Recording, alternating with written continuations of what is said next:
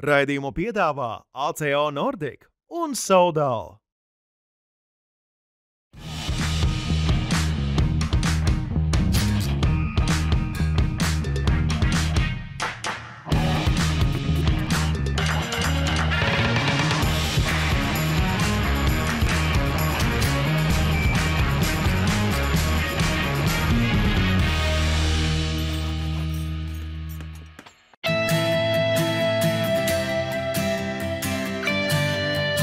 Tajā brīdī, kad beidzot mums izdodas pacelt acis un paskatīties uz vietu, kurā mēs dzīvojam, mēs Rīgā ieraugam ļoti daudz pārsteidzošas, ārkārtīgi skaistas un vēsturiskas vietas.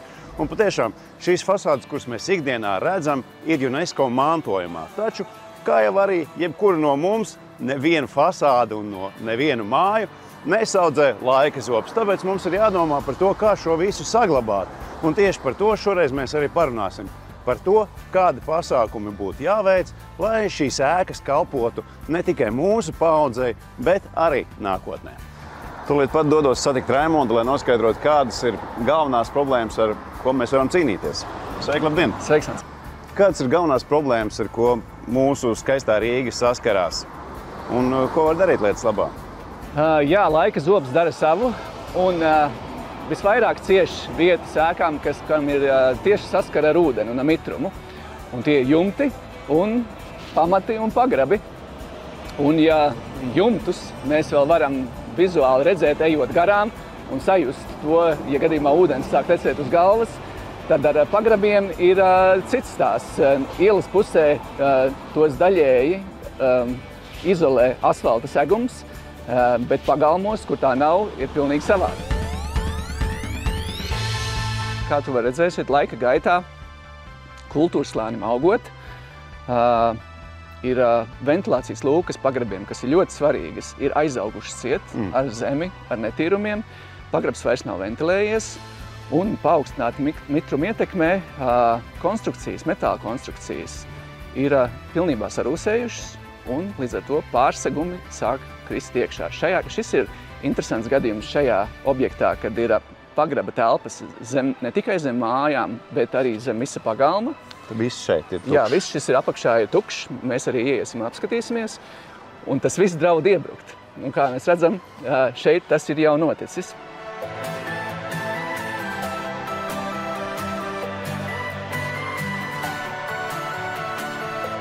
Šie pagraba pārsegumi vecajām mājām, kas ir vairāk par 100 gadiem jau, parasti ir veidoti arkveida. Tie ir vai nu ķieģeļu, vai mūra, vai betona javas, vai arī kombinēts variants, un tie balstās uz metāla sijām, uz tērauda sijām. Un šī tērauda sijas ir tā vājā vieta, jo temperatūras starpības ietekmē un ventilācijas trūkuma ietekmē notiek kondensācija. It sevišķi uz metāla virsmām. Līdz ar to viņš rūsē šausmīgi. Līdz ar to viņš rūsē un gadu gaitā būtībā nekas vairs no viņa nepaliek pāri. Jā, un kā liekas, ka tas, kurš tiek izmantot kā balsts, ir pati trauslākā konstrukcijas vispār detaļa. Jā, tieši tā. Un tajā brīdī, kad viņš lūst, tad līdz ar to visas šīs arkas gāžās iekšā, jo tā to arku masa ir diezgan liela. Ja? Un tas jau tajā galā, kā mēs redzējām, ir noticis. Un tas notiek ne tikai ar šiem mazajām sijām, tas notiek arī šīm lielajām maģistrālajām sijām, kas tur to lielo smagumu. Šis pārsegums kalpo ne tikai kā pirmā stāva grīdas balsts, bet tas kalpo arī kā mājas pamatu pretspiediens. Un sabrūkot pagraba pārsegumam, zūd šis pretspiediens uz mājas pamatiem, un tas būtiski apdraud visas mājas struktūrālo noturību.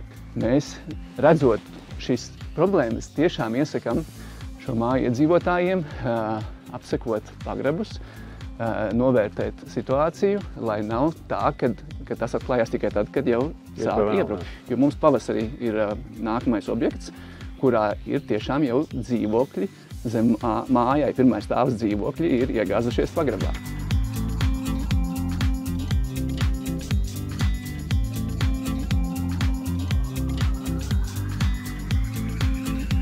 Šī ir tā burvīgā diena, kad beidzot mēs atjaunosim šo pagalmu, jeb pagrabu, un pieliesim to ar ko? Ar šūnbetonu. Ideālu materiālu šim gadījumam. šajā situācijā vispār pat īsti alternatīvas viņam nav, jo šajā pagalmā iebraukt iekšā nevar ar lielu iekārtu, ar lielu smago mašīnu, plus vēl svars, viņi iekrist uzreiz iekšā. Ja? Un tad arī, ja pat varētu, ko tad mēs darītu te ar pašizkrāvēju, ar granti vai ar šķembu, ja? Kādā veidā mēs viņu dabūtu iekšā līdz griestiem piepakotu.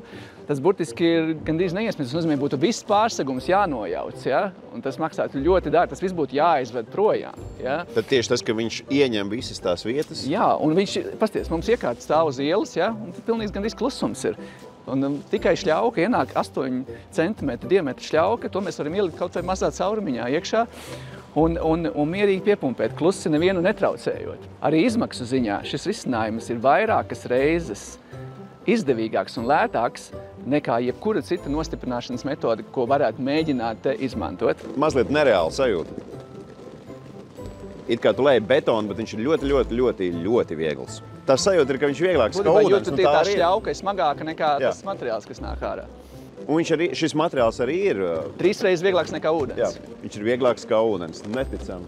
Pats materiāls, tad, kad tiklīdz viņš ir sacietējis, veido monolītu masu, tātad tam ir perfektas slodzes izkliedes īpašības, bet tāpēc, ka tas ir tik viegls, tikai 300 kg uz kubikmetru, viņš nekad nenosēdīsies gruntī, jo viņš ir daudz vieglāks nekā grunts, uz kuras viņš atrodas. Tātad arī pārējie objekti apkārt, kas mums ir mājas, necietīs viņu pamatā. Jā, tad šumbetona siltumizolācijas īpašības, viņam ir tikai 2 reizes augstāka siltuma caurlaidība nekā putu polistirolam. Tas nozīmē, ja šeit mēs esam aizpildījuši vidēji 1,80 m līdz 2 metru biezumā, tas ir tikpat daudz, cik 1 metrs putu polistirola. Tas saprot? Nav tas cokols jāapstrādā, nekas jādara, lūk, viņš arī kā siltumizolācijas materiāls. Un arī iekšā pirmā stāva iedzīvotājiem, tad grīda ir tik silta, ka nemaz siltāk nevar iedomāties. Nu, nav nekādi slāņi jāliek, un tas ir izmaksas viss, un tas ir milzīgs ietaupījums visai mājai līdz ar to.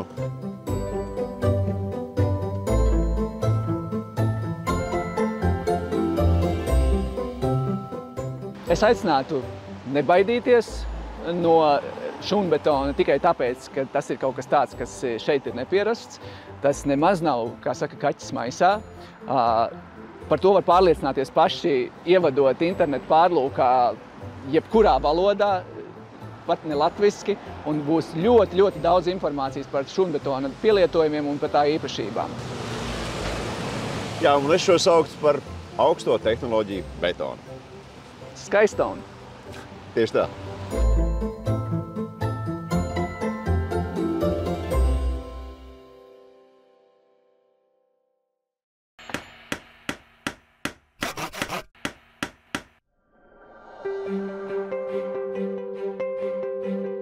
Čau, sen neredzēts. Prieks tikties tik unikāla objektā, kurā iespējams ir vēl neredzētas inovācijas, kuras tu man šodien parādīsi, ne?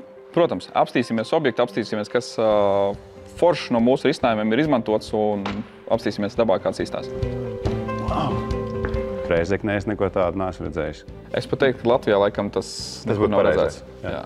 Parasti lielās telpās, kur ir ūdens baseini, spā zonas, tur šos te trapus, šos ūdens novadīšanas risinājumus izmanto nedaudz savādākus. Viņi ir tikai mazi punktiņi, pa kuriem tas ūdens, teiksim, notek. Bet šajā gadījumā, kad ir liels plašums, ir nepieciešams daudz šādu risinājumu. Un tāpēc, lai neveidotu šos te mazos punktus pa visu telpu, tiek izmantoti, kā tu redzi, līnija veida ūdens novadīšanas risinājumi ar minimālu spraugu. Tā sprauga ir veidota ar tādu izmēru, lai būtu droši, jo zonās, kur ir kustība cilvēkiem basām kājām, šis te spraugas atvērums nedrīkst būt lielāks par 8 mm. Droši un diskrēti, arī estētiski izskatās. Kas mums ir pa plusiem tieši šādam dizainam un šādai noteku risinājumu variantam? Viens no, laikam, svarīgākajiem būtu šīs te slīpuma veidošana, krituma veidošana. Kā vēl viens arī pluss ir izvadu skaits. Teiksim, ja mums būtu mazie punktveida trapi, mums būtu jāpievieno caurules katram viņam, un zem grīdas būtu zirnekļu tīkls ar caurulēm.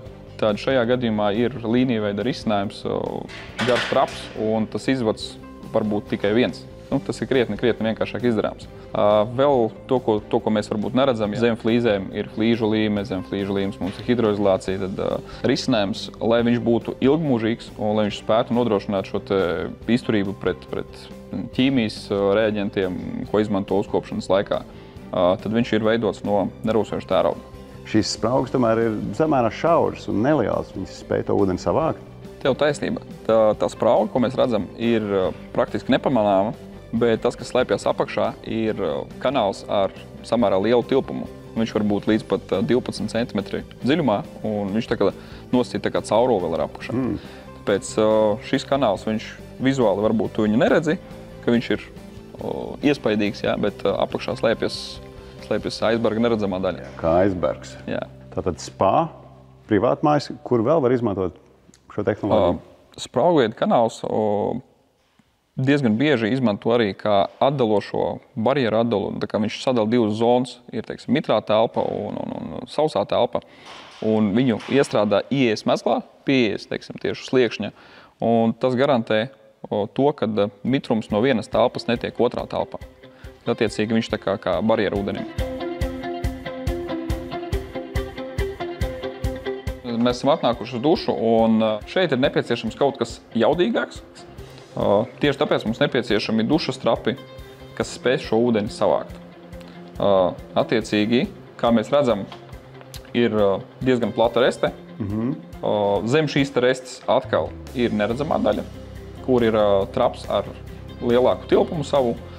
Un reste šajā gadījumā, manuprāt, tas ir tāds mans personiskais varbūt uzskats, ir foršs risinājums, kad tiek izmantota flīzētā reste. Mēs notīram, nomazgājam flīzi no virspuses, izskalojam trapu un, principā, dušas kanāls atkal ir gatavs lietošanai. Tad vieglāk kopt? Vieglāk kopt, jā, viennozīmīgi. Šis ir viens no foršākiem risinājumiem. Apstīsimies vēl vienu niansi par restēm. Reste ieflīzējama, bet viņai šie stiprinājumi, kas ir, viņai ir no nerūsoša tērauda, kas attiecīgi nozīmē, ka viņa būs ilgmūžīga.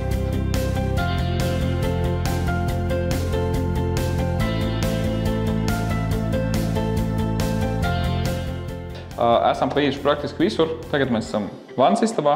Diezgan tāds populārs pēdējā laikā risinājums ir vinila sagums, vinila grīdas sagums.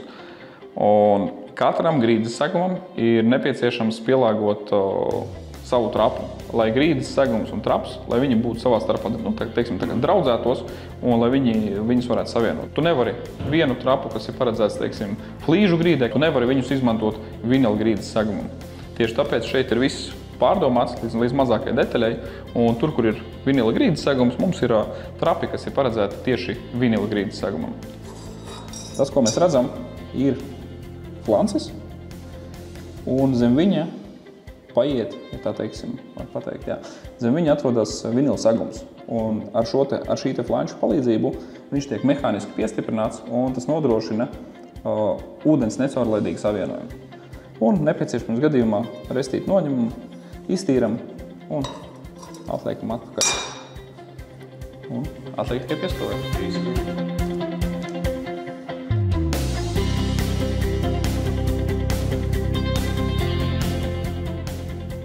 Iesim pastīsimies, kas notiek pirtiņā. Jā, iesim pirtī. Pirtī tur mūs izārstēs. Lūdzu, ser, lūdzu. Paldies. Kā tu pēdējo reizi esi gājis pirtī ar ķiveri? Ļoti sen. Droši pirmajā vietā. Runājot par mūsu risinājumiem pirts telpā, šeit, sēžot uz lāviņas, mēs viņus neredzam. Ļoti diskrēti, tā ka vispār neredzam, tiešām. Vispār neredzam. Trapiem viena no svarīgākajiem īpašībām ir caurplūde. Attiecīgi, cik lielu ūdens apjomu viņš spēj, ja tā var teikt, norīt, novadīt. Un tas ir viens no būtiskākajiem parametriem. Teiksim, lai tā telpa nepaliek mitra, lai viņš spētu funkcionēt, tad jāstāv šī caurplūde. Parasti litros sekundē viņa ir definēta. Un tad šiem trapiem viņi ir aptuveni virs litra sekundē. Kas, pirts telpā tas ir vairāk kā nepieciešama. Jā.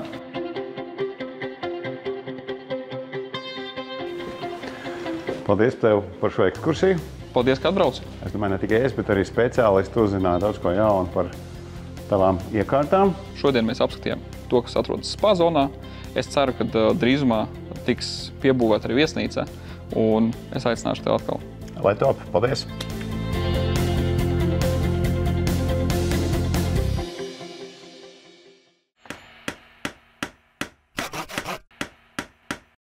Raidījumu piedāvā ACO Nordic un Saudal.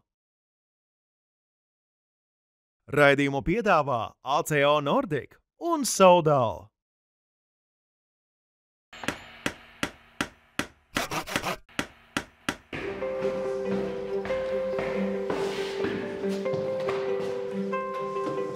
Sveiki, Mārtiņ! Sveiks, Ansi! Cik es saprotu, tagad bez mērnieka iztikt vairs praktiski nav iespējams. Un māju nenodot eksploatācijā vairs nav finansiāli izdevīgi. Jā, tev ir taisnība. Iesim, es tev izstāstīšu precīzāk. Mārtiņ, ņemot vērā visas pārmaiņas, cik ir tas reižu daudzums, cik tagad tas nodoklis var paaugstināties? Nenodotām ēkām eksploatācijā nodoklis var no 3 līdz 5 reizēm paaugstināties. Ar to ir jārēķinās, ja tu saulaicīgi neesi sakārtojis savu īpašuma nodošanu eksploatācijā. Cik reizes ir vajadzīgs mērnieks būvēšanas laikā? Minimums ir, kad mēs izstrādājam topogrāfisko plānu projektēšanai un pie nodošanas eksploatācijā. Bet, lai, teiksim, tāds saimnieks apzinīgi saprastu, kad viņa būvnieks ir pareizi izbūvējis, nav izbūvējis pa labi vai pa kreisi, ieteikums ir izsaukt mērnieku pēc pamatu un arī pirms pamatu ierīkošanas, lai mērnieks parāda tos 4 punktus, kur tieši māja būs. Es saku, ka tieši uz mērniecības posmu vai ko ir jāskatās, vai ir vērts ietaupīt, jo tas tev, jo māju tu nepārcelsi pēc tam blakus vietā pa metru. Tas ir viens un otrs. Ko tad darīt cilvēkiem, kas ir uzcēluši, bet nav to mērnieku beigās pasaukuši? Mērnieku var pasaukt beigās. Jebkurā gadījumā tas būs jādara, jo ir nepieciešams izpildu mērījums ēkai priekšnodošanas eksploatācijā. Mērnieks nofiksē, kur būve ir faktiski dabā, parādot, kad būve ir vietā, kā ir plānots. Kas vēl būtu nepieciešams, ja mēs pamatus reģistrējam, gribam reģistrēt nākamā finansējuma piesaistē, jāsaprot, ka dati jāiesniedz Valsts dienestā būs. To var izdarīt ar mērnieku palīdzību, bet to var izdarīt arī mērnieks uzmēra atdod īpašniekam un īpašnieks iesniedz. Mārtiņ, par ko klients samaksā šajā procesā? Ko viņš demon beigās? No mērnieka rezultātā viņš dabūna izpildmērījuma plānu elektroniski ar certificētu mērnieku parakstu. Mērnieka darbs šajā procesā ir izpētīts pirms braukšanas dabā, kur, kas, kā būs jāmēra, arī projektu, kā ir plānots uzbūvēt. Tad mērnieks dodas dabā ar iekārtām, ar droniem veic šos mērījumus, un tad pēc tam ar speciālām datorprogrammām apstrādā. Rezultātā klients iegūst plānu, kurā ir piesaistes ēkai līdz robežām tālāk, un tad šis plāns aiziet arī uz Valsts dienestu, vai caur mērnieku, vai caur klientu, un zemes dienestā tiek piereģistrēts fakts, kas nonāk tālāk zemes grāmatā, ka šī jaunbūve ir reģistrēta. Nu, un arī pašam klientam, es domāju, ka ir sirdsmiers, ka ar šo te viss ir droši, gan jebkurš speciālists to skatīties, un viņš redz, un viņam ir certificēta droša informācija. Jā. Un kas mūsdienās jau pilnīgi visās jomās ir ļoti svarīga lieta. Kā jūs to praktiski darat? Kā tas notiek? Nu, praktiski to mēs darām tā, ka es tev nevarēšu pastāstīt, bet es tev parādīšu. Tas ir vēl labāk. Dodamies! Esam tavā virtuvē. Jā, šodien brauksim uzmērīt izpildmērījumu ēkai. Kā papildus prasība no klienta būs veikt fotofiksāciju ar mazo droniņu. Ļoti palīdz mērniekam. Tā ikdienā izmantojam arī šādu dronu, kas ir nedaudz lielāks. Sver ap 10 kg ar visu ekipējumu. To izmantojam lieliem infrastruktūras objektiem. Bet šodien objekts ir neliela māja. Izmantosim mazo maviku, jaunāko, kas mums ir. Es domāju, ka pietiek runāt un dodamies mērīt. Jā, nu runām pie darbiem. Tieši tā.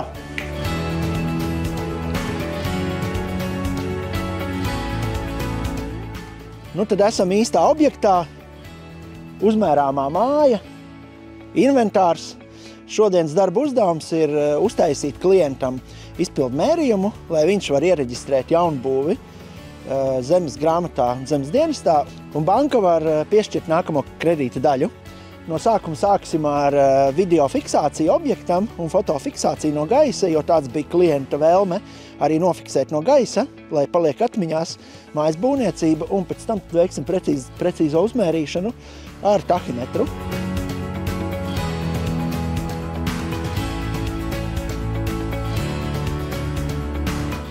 Kāds ir tas vidējais laiks, kurā var paspēt tomēr noreģistrēt? Pirmais ir par pamatu un tā kā jaunbūvi, kur tur vēl nenodod eksploatācijā. Tur mēs varam noreģistrēt, mūsu darbs ir nedēļa. Savukārt papildus zemesdienestam vēl nāk šīs 10 dienas. Savukārt par jau eksploatācijā nodošanu. Mūsu prāt tāpatās tās ir 2 nedēļas pie mērnieka, nedēļa 2. Pie zemesdienas tas var būt atkarībā no reģioniem ilgāk.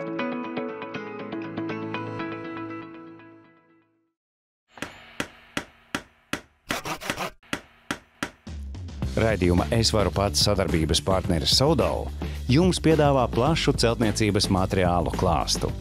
Hermētiķus, līmes un poliuretāna putas, lai atvieglotu jūsu būvniecības darbus. Šodien sniegsim jums īsu pamācību, kā bez grūtībām nostiprināt smagu priekšmetu ar ķīmisko ēnkuru, un sniegsim praktisku mācību kailīstu montāžai.